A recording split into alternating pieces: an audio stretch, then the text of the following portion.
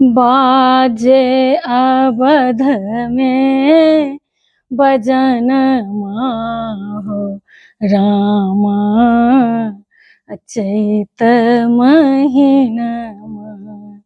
चैत महीनमा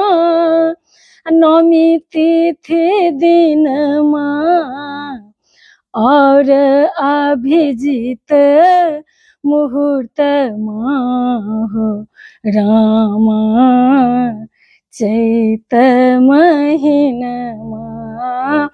बाजे अवध में बजन माहो रामा चैत महीनमा कहथिन दशरथ सुनु यो सुमंत जी कहथिन दशरथ सुनु यो सुमंत जी खोल दियो सबटा खजनमा रामा चैत महीनमा